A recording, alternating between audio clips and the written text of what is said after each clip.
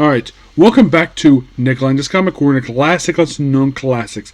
This is episode number 33, 36, excuse me, 34, 36, Doubleshot 33, 30. I have two DC trades. First that we have is Poison Ivy by G. Willis in volume, I believe this is 6, known as A Death in Marshview. This collects issues 31 to 37 of the Poison Ivy ongoing series. A lot of people are probably still surprised the fact this is still being published. It's been publishing now for like almost 4 years now, 4 or 5 years maybe. Yeah, quite a while. Artwork here is by Marco Terrera, Brian Lovell, and Ogden Toffin. Jessica Fong does the cover artwork here. So mostly put, you just focus on Janet. That's the girl. That's the other girlfriend of Pamela Isley, or that's how she is. And then we see this other person. Oh, Janet's her name, Janet. So there's a guy with a flower on his face, and there's a bunch of stuff happening here. There's stuff here also with the Green Knights that they did in the last trade, so they're kind of here too. But yeah. And they bring up this guy called Edward Cooper. He's still alive. And they have to deal with him in issue 32 of the book. Yeah, by the way, this book collects issue 32 to 37 of the series. Yep. So they deal with that. And Janet's here. Move on to 33. More stuff with Ivy and Janet. Yeah, and it's a lot of stuff happening here. Like, most of it, just a lot of really good artwork. Yeah, and then all of a sudden, the police show up. Yep, because of course they're being attacked by the GCPD, and of course Ivy has to fight back against them. Now, you're probably thinking, how the heck, basically, to find out this, like, what's going on here? Well, and of course, Jenny gets sick, of course. And then Croc is here too, meanwhile, in Gotham. And then we have Belle, who is Ivy's first girlfriend. Yep. Yeah, and she's the leader of the Green Knights. And then Ivy's arrested along with Killer Croc. But because all the Green Order stuff. And, well, and of course, Ivy is probably curious who basically told the cops about her. Well, she doesn't find out until like the last issue here. And then of course she goes visit Harley, her girlfriend, and mention the Unfit for Orbit miniseries. Oh yeah, and then fight up against other people with the Green Knights. And then of course Ivy wants nothing to do with the Green Knights at all. So then of course we have Janet where she's still getting sick, of course. And then we get some interesting stuff happening here. We have her participating in some party here. And there's more stuff here. It's like,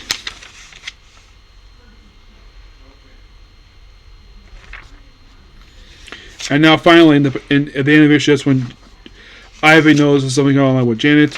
And then so Ivy pays visit to Leslie Tompkins, who wants to take her to help out Ivy. And of course, because it's Leslie Tompkins. And for some reason, now, normally Les Tompkins usually pick as an older lady. For some reason, the artist herself, for some reason, had decided to have her to pick much younger. I have no idea why in the world this is, because Les Tompkins has always been an older lady. Here, she's much younger for some reason. And then Batman shows up. Of course he does, because it's Leslie Tompkins. And then, of course, they bring her out. And then Belle informs Ivy that the person who ratted out her to the cops was Janet, the woman she's trying to save. And I was like, screw the deal. I'm taking Janet to the Green. You're like, what? Yeah, really. Kind of an interesting ending to this one. But we still got a lot more to go with this book. But no signs of ending, because basically, here's the thing. Everybody loves Poison Ivy.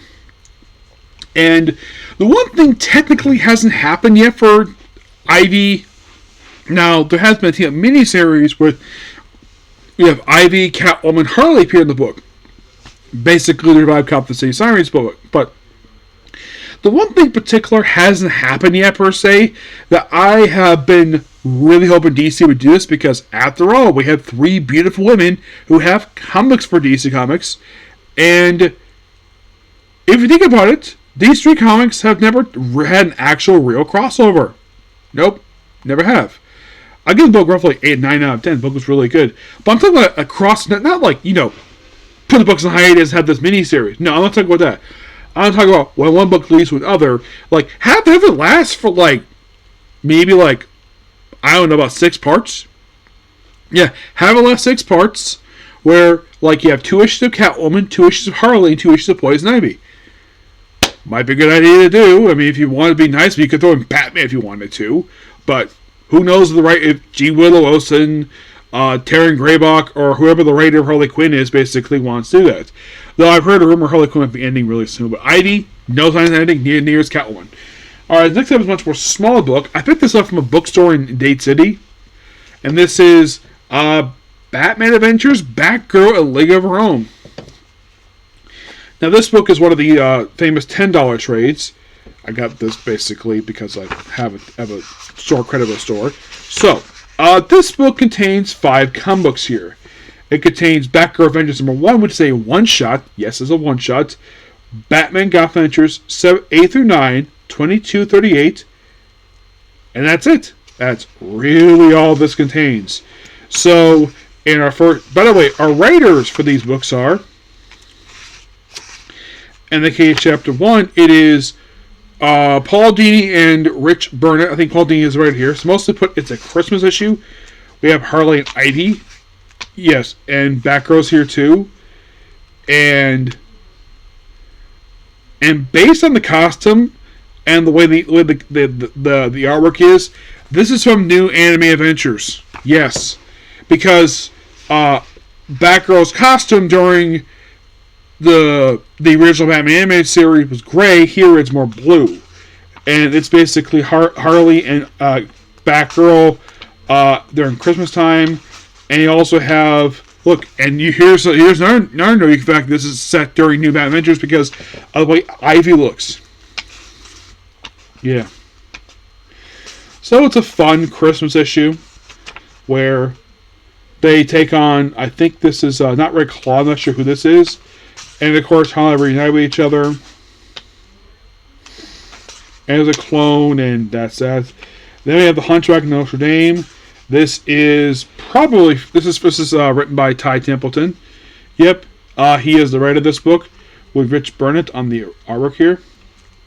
So this is Batgirl team up with Batman to investigate this particular place here, and it lasts for a good couple issues. I think they're here with some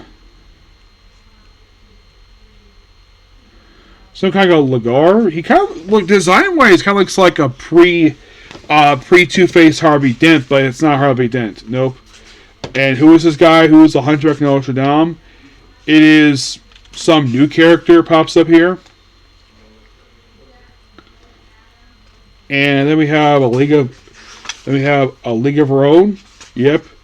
Where this is done by Ty Templeton. It's more Batgirl and Batman team with each other in what appears to be some snowy area. And of course we have Batman reunite with Talia and Roz. Yep. Because why not?